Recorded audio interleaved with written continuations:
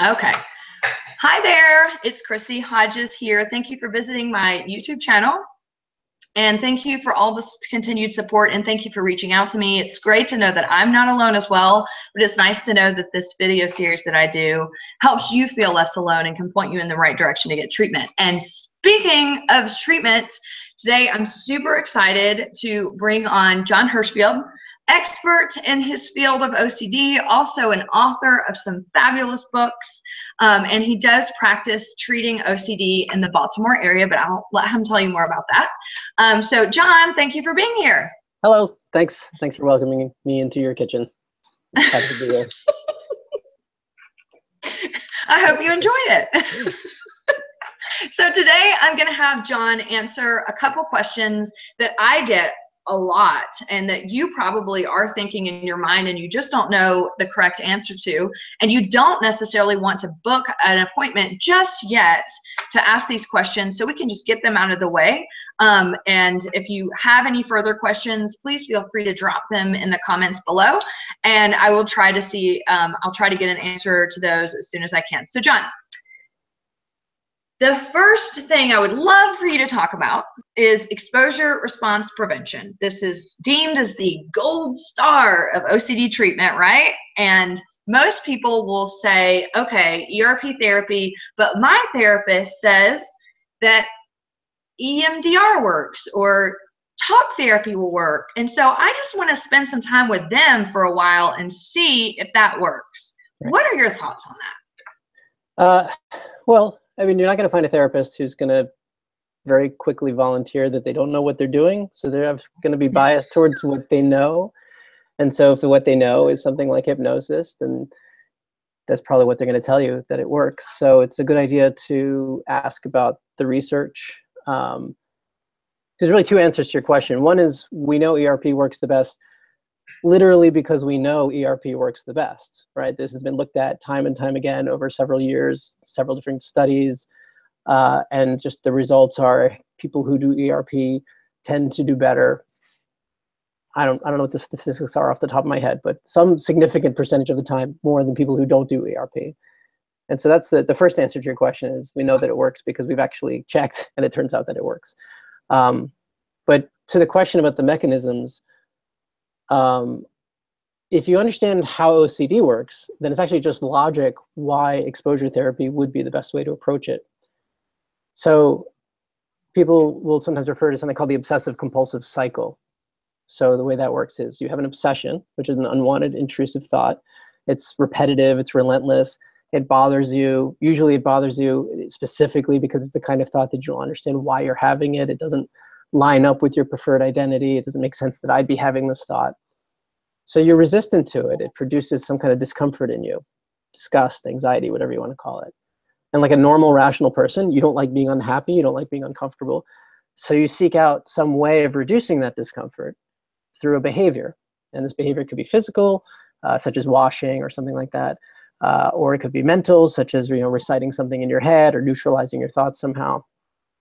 And this behavior is called a compulsion. So it's a thing you feel compelled to do to reduce the anxiety associated with the unwanted thought, with the obsession.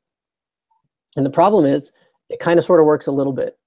You do feel a little bit better. You feel dirty, you wash, whether we're talking about mentally washing or otherwise, and you feel cleaner, safer, and you feel more certain that your fears aren't going to come true or don't say something about you. And what this does is it triggers a mechanism in the brain that's a learning mechanism called negative reinforcement. So see if you can follow this, because I like talking about this. So the idea is that basically everything we are boils down to two modes, repeat mode and non-repeat mode. So you know me as an OCD therapist because in our conversations I've talked about being an OCD therapist, and you don't know me as a clown because I tend not to show up with like a red nose and funny hair. So that's because I'm sort of repeatedly doing one thing and I'm not repeatedly doing the other. So how do we know to repeat things or not repeat them? Well, we're likely to repeat things that are reinforced, and we're not likely to repeat things that are not reinforced. So positive reinforcement, that's the easiest one to understand. Reward, right? You have a job, right? You do your job, you get paid, and your brain goes, click, you should show up at work the next day. And so you get paid again. If they stop paying you, you'd stop showing up. Punishment, that's another kind of reinforcement. It's not as effective, but it works, right? I want you to do something, you don't do it, I smack you in the face or something like that. And your brain goes, click, you should avoid that, right? So negative reinforcement is essentially, I'm slapping you in the face already for no apparent reason, and you're trying to get me to stop, and you don't know what to do. And you're trying this, and you're trying that, and then finally in desperation, you just stand on one foot and count to 4, and suddenly I stop. And your brain goes, click, always stand on one foot and count to 4 when you're being hit in the face. Okay. Right? Okay. So what happens is the moment that occurs, you've now sensitized yourself to the unwanted thought and bound it to the compulsion. So next time the thought comes up, you've now reinforced that when the thought comes up, it's definitely important. The only way to deal with it is with the compulsion. And more importantly, there's no way you could handle the discomfort. There's no way you could tolerate the uncertainty. So you end up bullying yourself into doing the compulsion again. Again, triggering that negative reinforcement. Again, making the obsession more likely to seem like a big deal when it shows up. And around we go. The more you obsess, the more you compulse, the more you compulse, the more you obsess. So if you understand that model of the cycle, and you see how the negative reinforcement, that sort of repeatedly removing, it's called negative reinforcement because you're removing the discomfort, that repeated removal of the discomfort through your behavior is actually fueling the obsession. So if your goal is to shrink the obsession, you have to stop fueling it. You have to stop the negative reinforcement, which is being caused by the compulsion. So how do you treat OCD? It's not complicated. You identify and interfere with or cease the compulsive behaviors that are causing the negative reinforcement. And that is all exposure therapy really is basically you practice putting yourself in situations where you feel compelled to engage in these negatively reinforcing behaviors. That's called exposure. And then you prevent yourself, or you resist, engaging in that response prevention. You don't do the compulsion. And there's lots of different ways to approach it. You try to approach it gradually. You use creative tools like imaginal exposure, in vivo exposure, avoidance reduction, things like that. But the end game here is you're identifying and resisting the compulsions and practicing that. So you stop with the negative reinforcement, so the obsession starves to death. It goes back to, really where it was meant to be in the first place, which is, just a thought. So some people will say, but I hear what you're saying, Jon. However, I have a physical reaction when these things are going on. So maybe when I'm experiencing something violent, I may have this urge, and I may even move forward, and I may jolt this way, and it may seem like I'm about to lose control, or I may experience a groinal movement, or I may think that I'm really feeling excited and aroused by this, and I can't stop that from happening. So where do those fit into that equation? And doesn't that prove that the obsession is real? So I'd argue that you're still talking about thoughts. They're just thoughts that are a little bit harder for you to grapple with than sort of more obvious thoughts. So you're talking about a narrative that you have about a sensation, right? Your body's having sensations all the time. I mean, during this interview, you're having all kinds of wild sensations. And if we were to freeze frame you in any given moment, you might be horrified by what you found, but you're not launching investigations into that. And you and I are having a conversation because you have some sort of confidence in your override mechanism that if you had an impulse or an urge to grab your computer and just throw it across the room, probably that would be exactly right. But probably that would just be overridden because you'd be like, yeah, I'm not gonna do that. And you go back to your conversation. And people with OCD, they tend to lack confidence in that area because they've treated that idea like it's very serious. Like, what do you mean I might throw the computer across the room? Let me think about all the times I've ever wanted to do something bad. Have I ever done it? Let me ask people if they think I would do it. And so now, again, you're treating that thought, that feeling, that sensation like it's fundamentally important instead of just something to be observed. I mean, I'm sensitive to the fact that sensations are harder to be mindful of than emotions, and emotions are harder to be mindful of than thoughts. But they're still all just internal experiences. So by default, it's not like you're incapable of just watching them happen. It's just you have to learn how to watch them happen without attaching narratives to them. Right? There's not a fundamental problem with nerves firing off in a particularly sensitive part of your body when something makes you anxious or aroused, and you don't know the difference between am I aroused or am I anxious, and that's not a fundamental problem until you make it a problem by doing compulsions. I always try to, I'd like your thoughts on this, actually. I always try to, when I'm trying to relate it to people, I always say, if you were to slam on your brakes quickly because you almost hit the car in front of you, you get that weird zing sensation through your body, and you may sweat, and you may, you may have like that, out of breath, but then you go, whew, I'm so glad I didn't hit that car. And then you just move forward, right? Mm-hmm. Sensation happens when all of a sudden you feel like you're going to accidentally snap your dog's head in half, or or whether or not you're going to stab your loved one, or whether or not you're going to accidentally molest a child that walks down the street. It's that same like physical reaction, but you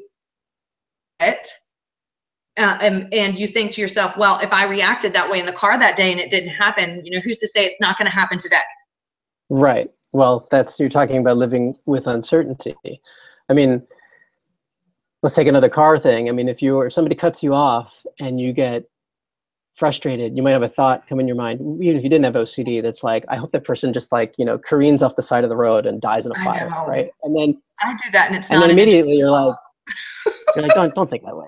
What's wrong with you? Come on, what would your mother say, right? Like, you just kind of move on with your life, Because that's not an abnormal thought to have. But if you have harm OCD, you might be very suspicious of that thought. You might wonder, well, what does that thought mean? And again, if we freeze framed you in that moment, in that exact moment that you're wishing ill upon the guy who cut you off, you might not be easily distinguishable from a sociopath or someone who really would cause harm. It's just that your brain automatically overrides that and lets it pass as a thought. Unless you have OCD, then you don't have that confidence. So you're like, why did I have that thought? What did that thought mean? How can I get that thought to go away? And you start acting like a person who's at high risk of snapping, right? Who really needs to be reassured that they're not going to snap? Well, someone who's prone to snapping probably could use that reassurance, right? So you start treating yourself like your fear is likely to come true. And that's not exposure therapy. That's just a bad idea. It comes naturally. We want to make ourselves feel better. But when you start responding to things like sensations in your body, like they're threats, well, they become more and more threatening to you. They start presenting more and more like intruders because of how you're treating them as being so intrusive. It's very hard to turn that around. I mean, it's like, trying to turn around a semi, a U-turn on a small street. It just takes some effort. That's what therapy is for. Okay. So I'm saying, with you saying that, then all of a sudden, when you're giving meaning to the sensations in the body, it's all of a sudden going back to the example you used of someone slapping you and you standing on one foot and counting to 4. So all of a sudden that is inserted into the, now I have to worry about this. And then now I have to have a compulsion that's going to decrease the anxiety associated with it. Okay. Right. So what you're doing to decrease the anxiety that you have associated with the awareness of that sensation is actually fueling the presentation of that sensation like it's a problem, right? It's negatively reinforcing it. Next time that sensation comes up, and it should come up because it's a normal thing, because that's what groins do. They sense, they have sensations. That's their main function. And we're living in this fantasy world where we think we're supposed to have control over that. But, we don't have control over our thoughts. We don't have control over our feelings. We definitely don't have control over our sensations. The good news is we don't need control over these things. We just need to have confidence that we can control our behaviors. So that if we get a thought, a feeling, or a sensation that doesn't line up with the kind of person we want to be, we don't have to worry about it because, we know we're not going to do anything. We're confident that we're not going to do anything. We don't need to then prove it. And a lot of compulsions are grounded in this proving that the fear won't come true. And the end result is it just makes you feel insecure about whether or not the thoughts are going to come true, because you're acting like someone who doesn't have that confidence. Because most of the time when you don't have an obsession and you get an idea, it could be really horrific or totally out there, and you're like, that's nuts, and you just move on. But if you were to stop and be like, wait a minute, why did I have that thought? Or why did my body do this thing? Or what does it mean? And who would I be if I, really had this thought for the wrong reason? I now have to launch this investigation to make myself feel more certain about my fear. That's what starts up the cycle again. Okay. So with that, a lot of people, and including yours truly, when they develop a particular OCD obsession, especially when it has to do with sexual or violent, they think they're going to snap and turn this way or that way, and I'll just give you the graphic example. So when I was a kid, when I developed homosexual OCD when I was a teenager, if you hear a noise, that is my French bulldog. He's back there just grunting. So I'm sorry about that. He's right. Do you see him? His ears. Anyway. Yeah, I could see. I heard him, yeah. So when I was a kid, I had an incident happen where one of my cousins showed me a Playboy when I was really young, and I had never seen naked women at that point, especially with their legs spread open. And it was fascinating to me, and I can't remember how I felt about it. I was like 8 years old. However, when I developed HOCD, I was searching my brain of, well, what has happened to me that caused this? And so I went directly back to that incident and thought, oh my God, well, then that must be proof that even as I was a younger kid, I must have liked looking at the magazines and I must have liked that. And so I get a lot of people that say, well, I had this experience as a child, or, I hurt an animal as a child just messing around with friends. So is that what made me develop this obsession? So what are your thoughts about that? I think two things could happen under those circumstances. One is, sure, you're going to obsess about things that you care about, and there might be some reason in your history, in your family system, or something like that, where you're more prone to really caring about your sexual identity and not caring so much about whether or not you're, a violent person or get a disease or something like that. Or there might be something in your history that makes you really, really care about whether or not you get sick. And so given that you have OCD and you're going to obsess about something, it's going to go for the easiest target. It's going to go for what works, right? It's going to go for what you're the most likely to insist on getting certainty about. So sometimes it's fun to consider, like, well, what happened in my life that made me so concerned about my sexual orientation? That doesn't mean you have a sexual orientation problem. It just means, well, that's why there's such a wide target for your OCD on that particular issue, and there's not as wide a target on some other issue. Okay, I mean, it doesn't really impact treatment. But where it could be useful to know those things is it might help with the self-compassion component. Meaning you can stop beating yourself up thinking you're some kind of a freak because you obsess about sex or whatever, and that must mean you're some kind of a pervert. No, you obsess about sex because, a couple events may have occurred in your life that really made that seem like an important thing to focus on. And that wasn't your fault. So don't get too wrapped up in worrying about that. The other thing that probably happens is confirmation bias, right? When you're obsessed with something, you see it everywhere. And so when you're doing a ritual like the one you described, and I would describe it as a ritual, sometimes tell my clients that I call it data mining. So you're mining for data in your head. You're looking for something that proves your obsession to be true. And a lot of people don't think about compulsions as being designed to prove your obsession's true. Mostly we think of them as trying to prove your obsession's false. But actually what makes it a compulsion is you're trying to increase certainty. It doesn't even matter if you're going up or down on that scale. So I've had lots of clients with sexual orientation obsessions compulsively trying to prove that they're gay when they're not, because even that thing which they so don't want to be true is relief from the idea that they might have to just live with not knowing for the rest of their life, because that feels like having to obsess for the rest of your life.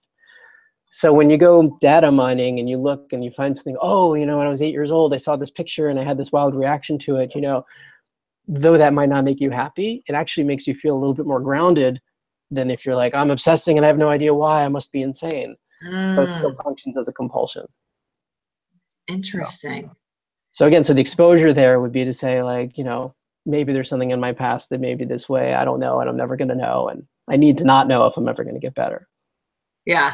I always say it's, if I were to buy a Honda Civic tomorrow, then all of a sudden everywhere I go, I would see Honda Civics because now they're on my radar.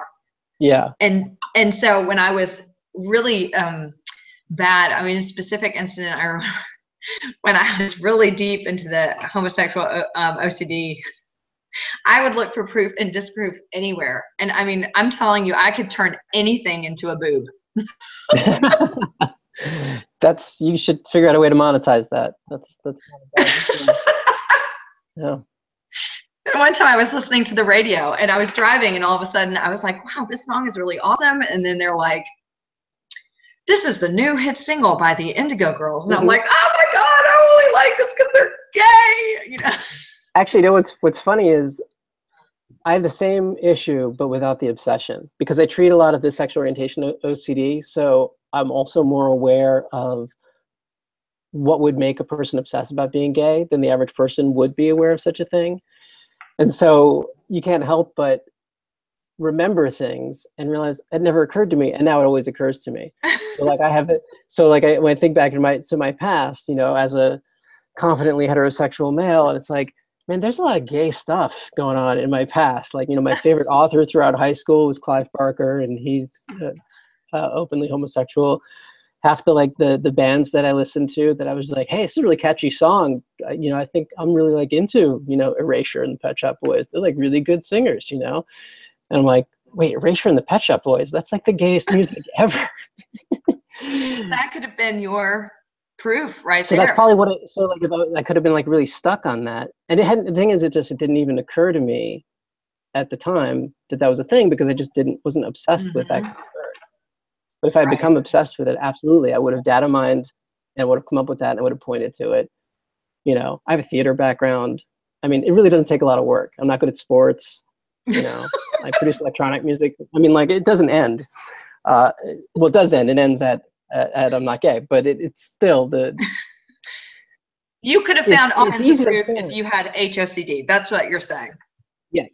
Yes. But again, and if I had, you know, harm OCD or contamination OCD, I could probably still do it, is the point. Because that's how data mining works. You just keep digging in your head until you find the thing that makes you feel more certain, either that your fear is true or that your fear is untrue. And that's the behavior that you have to identify and interfere with and stop. And once you're able to do that the first time, then you need to practice it. You know, it's like learning a musical instrument. You have to be able to sort of play it badly until you start to play it well. And that's where what exposures really are. They're ways to practice giving yourself a reason so that you can practice not compulsing. Okay. And that's how you learn to overcome OCD. So really, ERP is not this like scary thing where it's like, you know, dumpster diving and, you know, watching horror movies all the time. It's not like that. It's actually more it's more technical than that. It's more like, no, you have this problem where you keep engaging in a behavior that is fueling your obsession, and we need to identify and stop that behavior. And once we've identified the behavior, we need to practice wanting to do it and not doing it. So the brain eventually concludes like, oh, these two concepts, obsessing and compulsing, they're actually not bound together. They're actually separate. Okay. So that's okay. it. Well, I have two questions about ERP. The first one is, what is there a standard learning curve for ERP? Because I know a lot of people will go, okay, I'm engaging in ERP therapy, and you know, all of us that have OCD probably are like, oh my God, I hope I feel so much better after the first session. And then, you know, in my case, I came out terrified the first session. I was like, what am I doing? And so is there a learning curve, and can you give any advice on how to create a shorter learning curve? Well, I mean, what happens a lot is people think they're doing ERP, and it's not always their fault. Sometimes it's not being explained to them well enough by the therapist, or there's not being guided appropriately. But they think they're doing ERP, and really what they're doing is some combination of exposure and like compulsive flooding. You know, you're basically just making yourself miserable all day for no apparent reason, but you're still also doing compulsions, right? So you're going around all day saying, I'm gay, I'm gay, I'm gay, or something like that. And then in the background, you're going, no, I'm not, I can't be. There's no way I would. You know? And it's hard work anyway, so it feels like you're accomplishing something, but you're not getting better. So very often, you know, in the initial stages, you have to as a clinician, you have to watch what the person is doing very carefully to make sure that they're not doing covert compulsions and they're not compensating for the exposure. And if they really seem to be incapable of doing the exposure without doing the response prevention, then the exposure is too hard. They're not ready for it. They have to work their way up to it. So you might start. What's a covert compulsion? Did you say covert compulsion? Yeah, like compulsions that might not be readily obvious, that they might not know are compulsions, like mental rituals or subtle avoidances or sneaky ways of getting reassurance from people and things like that. Got it. So if so what you want to do, you're talking about the learning curve, like when somebody who's really, I guess somebody's really able to sort of get it and realize, okay, I need to do this exposure and the response prevention. You just have to keep scaling it back until you get to something where the person is willing to do the exposure and the response prevention.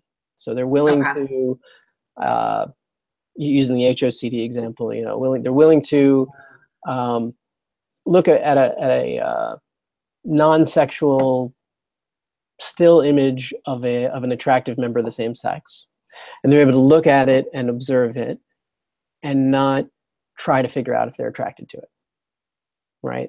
That's the response prevention. That would be the response prevention, is when you start thinking like, no, I wouldn't like that, or you start trying to picture whether or not you would like it. That's all compulsive. The assignment would actually be to just look at the picture and just see it as a picture of a person and just sit there. And whatever thoughts are coming, let them come, but don't be the generator of them. Don't be the one who's trying to make a case. It'd be just where you start. You might scale it back even further. I mean, you might be afraid of the word gay, and you just start by just looking at the letter G and not doing a compulsion, right? Once somebody gets the hang of like, okay, I can do this, and I can become aware of the urge to do a compulsion, and I can just be aware, I can notice that urge and actually not give into it, then you start to scale it up, because then they're really getting it. And they're understanding the whole point is, again, to generate the urge to compulse and not compulse, so that your brain gets the idea of, oh, we don't actually need to do this. We've just been doing it because it felt like we had to do it. Right. And make it easier. And just like with weightlifting, you know, the moment it gets easier, you have to make it harder. If you expect to build muscles, you have to keep tearing them and repairing them. So the moment that 10-pound dumbbell can be done in perfect form, yeah, using perfect in quotes, but I mean, you know, without arching your back or swinging or something like that, you know, without messing up your form, then it's time to do 15 pounds and 20 pounds. If the point is to build up that muscle, then you have to do it that way. And building the muscle hurts every single time when you move up in weight. And I think that's what's hard about ERP, is that once you get it, it's like, oh yeah, I've got this nailed. And then you move on to an exposure that's harder, and you're like, oh my God, I'm never going to get better. Yeah. You have to keep your eye on the ball. You have to see the bigger picture, because everybody feels out of shape and weak when they're with the trainer. And the thing is, like, because they keep raising the stakes. Like, that's the whole point, is you're learning how to get good at that. If every time you're with your trainer, you're like, I'm awesome, this is easy, but you're wasting your money. You know, exactly. you're not growing, you're not developing. So it's the same thing with ERP. I like to think of it in terms of just, you know, you're building brain muscles, and you've let this one go into atrophy because sitting with uncertainty is hard. It's often very painful. So if you've been doing something that really doesn't allow you to sit with uncertainty, because you keep doing the compulsion, you keep getting the reassurance, you keep checking, you keep doing whatever, that muscle in your brain that's only job is to allow for uncertainty, it goes in atrophy. It's not being used. So a good way to think about ERP is you're exercising that particular muscle. You're strengthening your ability to sit in the presence of the thought, feeling, or sensation. And whatever narrative might be orbiting around it, you can contain it. You can allow it without having to engage in some behavior that's making you miserable and completely, you know, getting in the way of you and your values. And that's the tie-in. I mean, this is what gets me is when you're talking about therapists suggesting things that don't work, what kind of like gets under my skin is like, oh, we don't do ERP, we do mindfulness. Or we don't do mindfulness, we only do ERP. And I think that is missing a huge point, is that exposure therapy is a mindfulness project. And mindfulness is a huge exposure, right? To observe your thoughts, feelings, and sensations and not act on them and not try to convince yourself about their meaning is the scariest thing in the world. Yes. So mindfulness is terrifying, okay? And so learning how to do that and to observe the urges to compulse, that is ERP, right? I mean, the only real distinction might be that, you know, if you're focusing more on mindfulness, you're focusing more on how are you responding to things as they're coming in. And if you're focusing more on traditional ERP, it's, well, let's bring things in so we can practice, you know, coping with them when they're here. but the mechanism is essentially the same. It's you're in the presence of the challenging thought, feeling, or sensation, and rather than negatively reinforcing the obsessive compulsive cycle, you're identifying the compulsions, the urges to do compulsions, and you're not doing them. And you're learning how not to do them. And you're starving the obsession out. I like that. I love the exercise analogy. I might use that. I'll put your name to it though.